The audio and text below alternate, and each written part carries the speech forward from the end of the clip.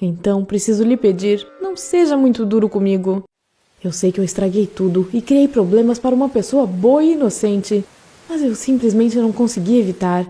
Eu me apaixonei pelo meu professor de inglês e me comportei de forma totalmente estúpida. Meu nome é Lily e na época eu tinha 14 anos. Era meu primeiro dia no ensino médio, nossa primeira aula era de inglês e todas as meninas estavam empolgadas espalhando a notícia de que nós tínhamos um professor novo, o Sr. Scott, um homem jovem. Eu não fiquei impressionada com essa informação, que diferença isso faz? Mas assim que o vi, eu mudei de ideia. Deus do céu, eu estava sem ar. Ele era lindo, inteligente e simpático, e percebi que não era só eu que estava encantada por ele. Todas as meninas estavam demonstrando sinais de paixonite aguda. Resumindo, depois de 2 semanas, eu estava completamente apaixonada por ele. Eu não era a única. Nosso professor de inglês tinha praticamente um fã-clube. Minha melhor amiga, Eve, fazia parte dele também. Mas eu fiquei com ciúmes. Eu queria ir além das outras garotas. Aí eu encontrei o Sr. Scott nas redes sociais e resolvi enviar uma mensagem para ele. Eu pensei que, de repente, nós poderíamos conversar de vez em quando e que aquilo me aproximaria dele. E quem sabe ele começaria a gostar de mim. Quem sabe? Ser apenas uma admiradora secreta não era o suficiente para mim. Eu mandei uma mensagem. Ele não respondeu. Pois eu mandei outra. Oi, é a Lily. Eu só gostaria de perguntar se você acha que eu deveria melhorar minha gramática no inglês. Ele estava online, mas era óbvio que estava me ignorando. Bem, eu entendi que talvez eu fosse pequena demais para que ele quisesse conversar comigo, ou algo do tipo. Mas de repente eu ouvi um barulho de mensagem. Com o coração prestes a sair pela boca, eu peguei o celular e vi uma mensagem breve. Oi, Lily. Não, está tudo bem. Boa tarde. Eu estava dançando e cantando de alegria. Eu respondi, uma boa tarde para você também. Nem é preciso dizer que eu li e reli aquela conversa por pelo menos 100 vezes naquele dia, né? Aí eu decidi que depois de um começo promissor como aquele, eu certamente teria a chance de ter uma relação especial com o Sr. Scott. Eu tentava ficar perto dele o tempo todo, não conseguia tirar os olhos dele durante o intervalo e durante a aula de inglês, e fazia de tudo para que ele olhasse para mim. Vez ou outra, eu enviava uma mensagem ou duas sobre os estudos, ou simplesmente com algumas palavras legais, e ele respondia de vez em quando. As mensagens dele não eram longas nem carinhosas, mas aquilo era só o começo, eu pensava.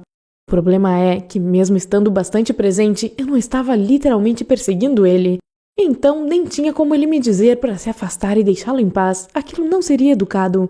Mas as coisas não progrediram de forma alguma, então eu fiquei desesperada.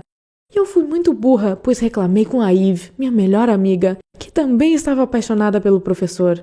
Eu não disse que a comunicação dele comigo era monossilábica, só disse que o Sr. Scott não conversava tanto comigo quanto eu gostaria. Eve pareceu chocada em saber que eu estava trocando mensagens com o nosso professor, mas ficou calada. Vários dias depois, nós recebemos uma notícia de partir o coração. O Sr. Scott iria nos deixar bem no meio do semestre. Eu fiquei inconsolável e minhas amigas também. Eu não tinha ideia do motivo que tinha causado aquilo. Durante o intervalo, fui chamada para ir à sala do diretor e ele fez um interrogatório sobre a minha relação com o Sr. Scott. Um absurdo! Eu neguei com firmeza e mostrei nossas conversas para provar que ele sempre tinha me tratado com respeito e profissionalismo. Parece que depois da nossa conversa, a Eve tinha ido diretamente à sala do diretor para denunciar o estranho relacionamento entre o professor e sua aluna. Eu comecei a chorar e a tentar convencer o diretor de que o professor Scott não tinha culpa. Eu é que tinha sido idiota. Eu estava chocada e envergonhada. Quando você bagunça a própria vida é uma coisa, mas quando uma pessoa adulta e legal perde seu trabalho por sua causa, é doloroso demais.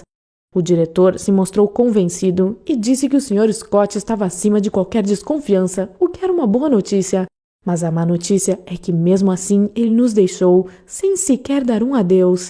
Eu enviei mensagens pedindo desculpas para ele, mas ele nunca respondeu. Meus pais ficaram sabendo dessa história e não hesitaram em me informar que meu comportamento tinha sido estúpido e que eles tinham vergonha de mim, como se eu já não estivesse me culpando o suficiente. Eu perdi minha melhor amiga. Eu me sentia constrangida. Eu perdi meu professor preferido, que estava claramente ignorando meus pedidos de desculpas. Eu estava me acabando de tanto chorar. Aí, um dia, eu recebi um golpe final. Imagine o Sr. Scott entrando casualmente na sua casa para jantar com você. Meu Deus, eu estava pronta para morrer de vergonha. Parece que meus pais tinham convidado ele para pedir desculpas por meu comportamento e não me disseram nada só para me castigar ainda mais. Eu pensei que seria um fracasso total, mas na verdade eu me senti melhor depois daquele jantar.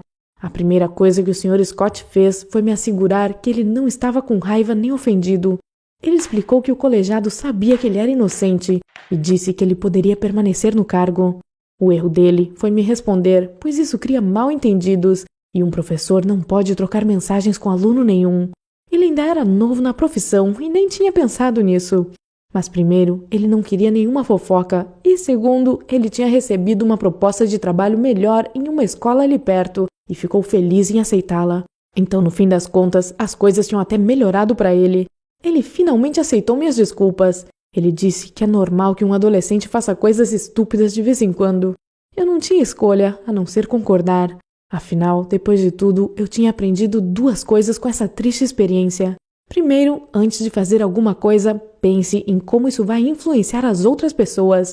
E segundo, fique de bico fechado.